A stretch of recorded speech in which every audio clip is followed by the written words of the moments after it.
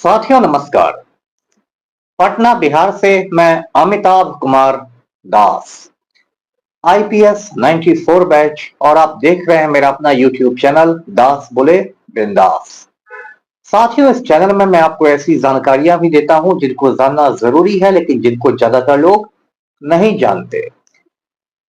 साथियों, आज मैं आपको बताऊंगा कि ये मध्य पूर्व में जो जंग छिड़ी हुई है इजराइल और ईरान के बीच, अगर इसे वक्त रहते नहीं रोका गया तो पूरी दुनिया तबाह हो जाएगी। ये बहुत रोचक और ज्ञानवर्धक वीडियो है, इसे आखिर तक दिल थाम कर देखिए। पहले इजराइल की बात करते हैं। इजराइल जो देश है ये 1948 में 1948 में वजूद में आया।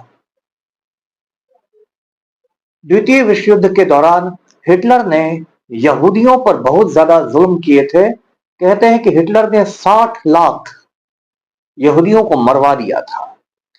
तो इसलिए जब द्वितीय विश्व युद्ध खत्म हुआ, दूसरी आलमी जंग खत्म हुई, तो पूरी दुनिया में यहूदियों के लिए बहुत हमदर्दी थी और लोगों का मानना था कि यहूदियों का एक अलग देश बनना चाहिए, और इसी यहूदियों के देश का नाम इजराइल पड़ा। ये जो यहूदी होते हैं ये एक अलग धर्म को मानते हैं। यहूदी को ही इंग्लिश में ज्यू कहा जाता है, JEW। और ये लोग पारंपरिक रूप से व्यवसाय करते हैं। जैसे हिंदुस्तान में मारवाड़ी समाज है, बिजनेस वाला समाज, ऐसे ही जू लोग पारंपरिक रूप से बिजनेस करते हैं और काफी पैसे वाले लोग होते हैं। जो इजराइल का झंडा है उस पर स्टार ऑफ डेविड बना हुआ है, यानी कि डेविड का सितारा।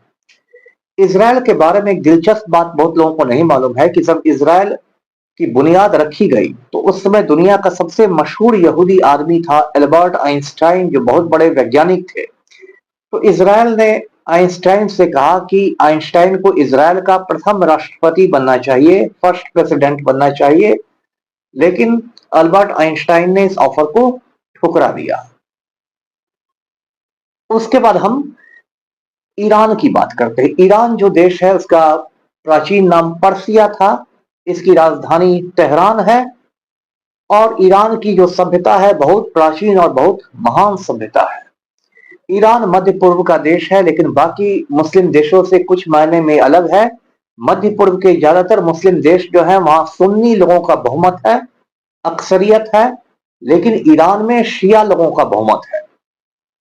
आप जानते हैं कि मुसलमानों के दो बड़े धड़े होते हैं, शिया और सुन्नी।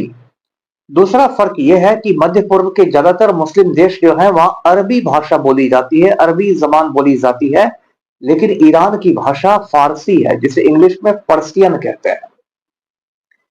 जैसा मैंने बताया कि ईरान की सभ्यता बहुत महान और बहुत प्राचीन सभ्यता है, और हजारों बरस पहले भी ईरान एक बहुत विकसित सभ्यता था।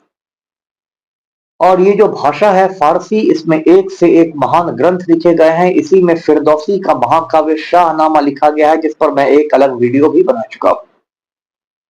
1979 तक ईरान में पहलवी वंश के राजाओं की हुकूमत हुआ करती थी। ईरान के राजा को शाह कहते थे, लेकिन 1979 में 79 में वहां इस्लामिक क्रांति हो गई, और उसके बाद वहां मुल्लों मौलवियों की सरकार है।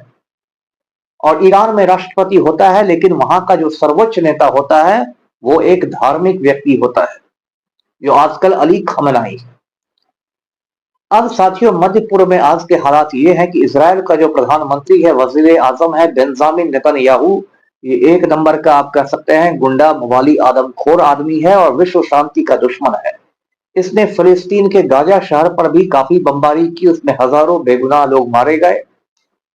और उसके बाद कुछ दिनों पहले नेतन्याहू ने ईरान पर हमला कर दिया, और इस हमले का नाम रखा गया ऑपरेशन राइजिंग लायन, यानी उदीयमान सिंह।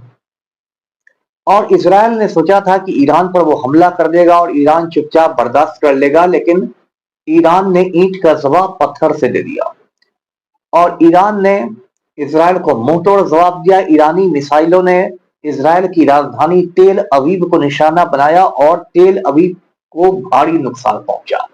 बीच में तो ये ऐसे हालात हो गए थे कि नेतन्याहू के देश छोड़ के भागने की खबरें आ रही थी। उसके बाद इजराइल ने अपने आका यानी अमेरिका से मदद मांगी। अमेरिका आप जानते हैं दुनिया का अकेला सुपर पावर है, दुनिया की अकेली महाशक्ति है, और अमेरिका में जो यहूदियों की लॉबी है वो बहुत ही पावरफुल लॉबी है। कोई भी अमेरिका का राष्ट्रपति रहता है उस पर अमेरिका की यहूदी लॉबी पूरी तरह से हावी रहती है। तो अभी तो डोनाल्ड ट्रंप अमेरिका का राष्ट्रपति है, ये भी एक थर्ड क्लास का ही आदमी है, तो ये भी यहूदी लॉबी की आप समझिए कठपुतली है। तो अमेरिका ने इजराइल की तरफ से ईरान को तबाह करने के लिए ईरान के 3 परमाणु ठिकानों पर हमले किए, और अमेरिका ने इस ऑपरेशन का नाम दिया ऑपरेशन मिडनाइट हैमर, यानी आधी रात का हथौड़ा। और अमेरिकी मिसाइलों ने ईरान के 3 शहरों पर जो ईरान के परमाणु ठिकाने थे उनको तबाह कर दिया। अब ये जो परमाणु ठिकाने तबाह होते हैं इसका बहुत खतरनाक नतीजा ये निकलता है कि पूरे उस इलाके में विकिरण फैल जाता है, जिसको इंग्लिश में रेडिएशन कहते हैं, यानी कि खतरनाक रसायन फैल जाते हैं। उसमें लोगों की मौत भी हो सकती है, लोग बीमार पड़ सकते हैं, और आने वाली कई पीढ़ियों तक उसका असर रह सकता है। तो अमेरिका ने ऑपरेशन मिडनाइट हैमर कर दिया। इधर जो ईरान के सर्वोच्च धार्मिक नेता हैं अली खमेनी, उन्होंने घुटने टेकने से इनकार कर दिया है। वो अपनी जान बचाने के लिए एक बंकर में चले गए हैं, लेकिन उन्होंने 3 लोगों को अपना वारिस बना दिया है, अपना उत्तराधिकारी बना दिया है कि अगर मैं शहीद हो जाऊं तो मेरे बाद ये लोग ईरान को चलाएंगे। ईरान ने झुकने से इनकार कर दिया है।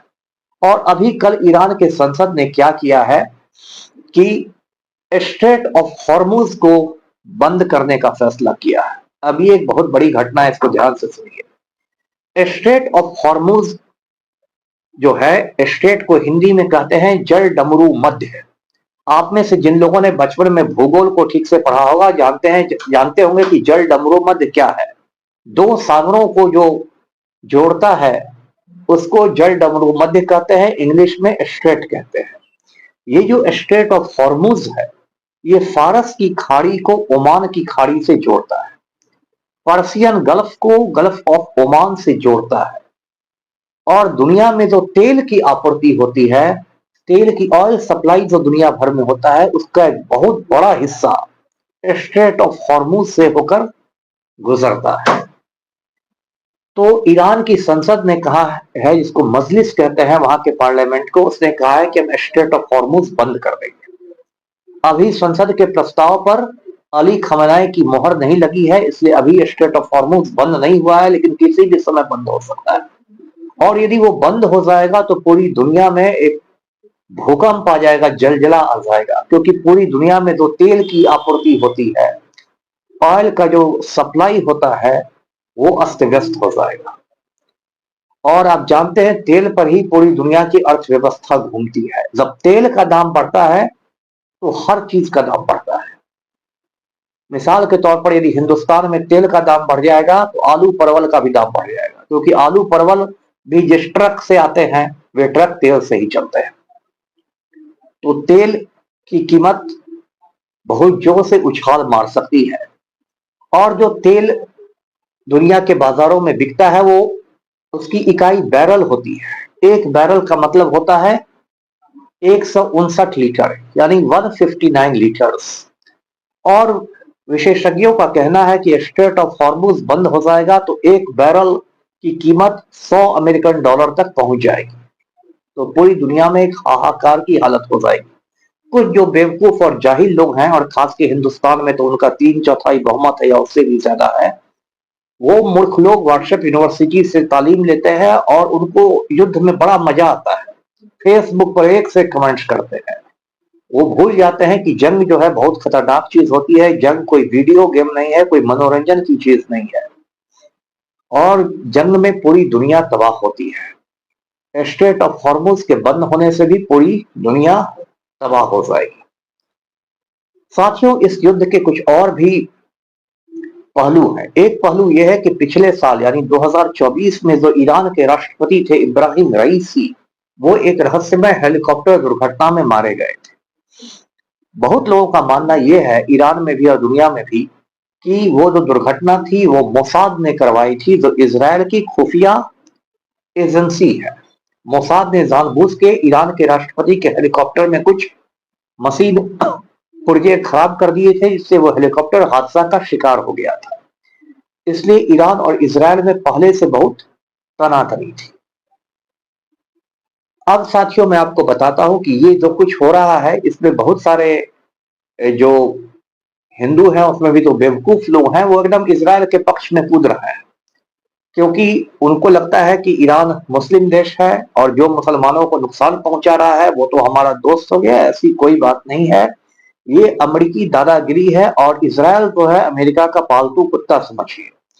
यदि परमाणु बम ईरान बना रहा है तो इसमें इसकी कोई गलती नहीं है। दुनिया के हर देश को अधिकार है आत्मरक्षा का, सेल्फ डिफेंस का।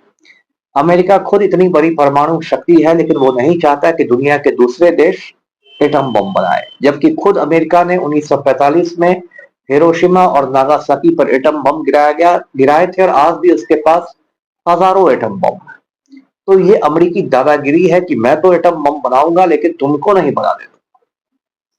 और इसके पहले भी इराक के साथ अमेरिका ने क्या सलूक किया था आपको याद है। इराक पर अमेरिका ने इल्जाम लगाया था कि इराक में व्यापक नरसंहार के हथियार हैं, जिसको वेपन्स ऑफ मास डिस्ट्रक्शन कहते हैं।